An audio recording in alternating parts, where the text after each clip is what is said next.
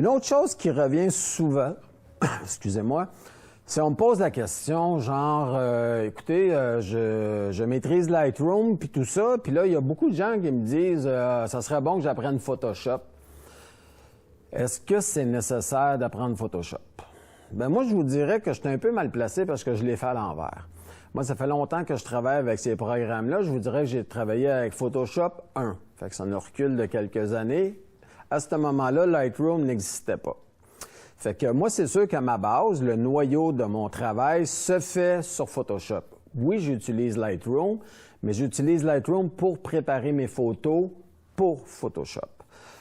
À répondre à la question, est-ce que c'est nécessaire? C'est comme n'importe quoi. Ça dépend de jusqu'où vous voulez amener votre photo en développement. Je vous dirais que Lightroom, c'est le petit frère de Photoshop. Pour certaines personnes et pour les besoins de certains, Lightroom, ça va tout combler. Mais il faut comprendre que dans Photoshop, il y a Lightroom, qu'on appelle Camera Raw.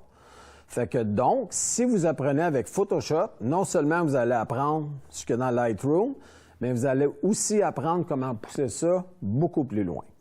Il y a une chose aussi qui revient, je fais un aparté, c'est qu'on me dit c'est quoi la différence entre Lightroom CC et classique. CC, c'est qu'à un moment donné, la compagnie Adobe qui fait Lightroom a décidé de faire ça à travers l'Internet, c'est-à-dire le cloud. De là le C. L'autre C, je ne me souviens pas pourquoi, mais le dernier C, c'est pour cloud. Donc, la façon que le logiciel fonctionne, c'est qu'il faut toujours se brancher sur Internet pour pouvoir avoir accès, à Lightroom. Pour moi, c'est compliqué pour rien. Moi, si je suis à l'autre bout du monde, je ne vais pas être obligé d'avoir Internet pour pouvoir avoir accès à mon logiciel. Donc, pour moi, la version classique de Lightroom, c'est celle qu'on vendait avant. Tu l'as dans ton ordinateur, tu mets ton numéro de série, ça s'arrête là. C'est sûr que pour les autres personnes qui prennent cloud, il y a certains avantages. Le premier avantage, c'est que tes updates se font automatiquement, tu as toujours le dernier cri. Autre chose que Adobe est en train de développer, c'est le côté intelligence artificielle.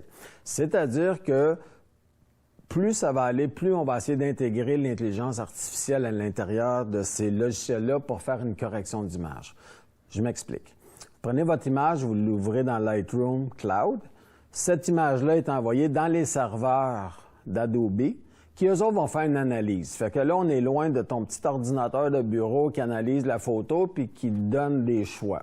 Parce que vous savez qu'on peut arranger une photo automatiquement avec ce logiciel-là. C'est sûr que les serveurs chez Adobe sont beaucoup plus gros, beaucoup plus puissants. Tranquillement, pas vite, on va installer l'intelligence artificielle. Ce que ce logiciel va être capable de faire, c'est de regarder toute la banque de photos qu'Adobe possède, qui ressemblent à votre photo et voir les correctifs qu'on a apportés à ces photos-là et les mettre sur votre photo, les apporter sur votre photo. Moi, je vous dirais que pour l'instant, je n'ai pas besoin de ça parce que je le fais moi-même, je le maîtrise quand même assez bien. Puis deux, juste le fait de toujours être obligé d'être branché sur Internet pour pouvoir travailler mes photos, c'est pas assez pour moi pour que je me branche, ça vaut pas la peine. Fait que pour moi, personnellement, je commence avec la version classique. Je prépare mes photos. On parle d'un RAW ici, on ne parle pas d'un JPEG. Pour faire une histoire courte, le RAW, c'est comme un négatif digital. Le JPEG, c'est une photo finie. La différence entre les deux, c'est qu'il y en a un qu'on doit absolument travailler, le RAW, à travers Lightroom et Photoshop dans mon cas. On peut le travailler tout simplement avec Lightroom et faire une photo en bout de ligne sans problème. Fait que pour moi, début Lightroom, transfère ça dans Photoshop. Pourquoi Photoshop? Parce que Photoshop, c'est un outil qui est beaucoup plus puissant. C'est sûr que c'est plus difficile, ça demande plus de pratique, ça demande plus d'études, parce qu'il y a mille et une façons de faire les choses dans Photoshop qui vont vous mener exactement au même point. C'est ce qui fait qu'on peut développer notre style aussi. La beauté de Photoshop, c'est qu'on peut travailler avec des calques, donc des étages différents quand on fait des choses sur une photo.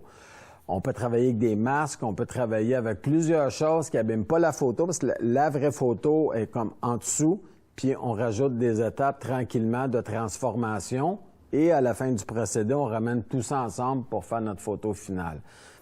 Le côté qui est très, très le fun, c'est que si vous écrasez pas votre photo à la fin, vous pouvez toujours revenir en arrière et changer que des petits changements que vous avez apportés ici et là et non l'ensemble de la photo. Du côté de Lightroom, ce qui est le fun, c'est que quand vous travaillez une photo, le format reste toujours en RAW. Il va toujours rester RAW et on va créer un autre petit fichier qui, somme toute, c'est une liste des choses que vous avez faites sur cette photo-là. Donc, le fichier principal n'est jamais touché. Tout ce que vous avez, c'est votre fichier plus les changements apportés à celui-ci. Fait que si vous décidez du jour au lendemain que ça ne fait pas votre affaire, vous prenez le petit fichier, il s'en va, on revient au RAW exactement comme il était et on recommence. Fait que je vous dirais, les deux ont leur avantage, mais la force des deux, c'est qu'ils sont faits par la même compagnie, puis on peut intégrer un dans l'autre.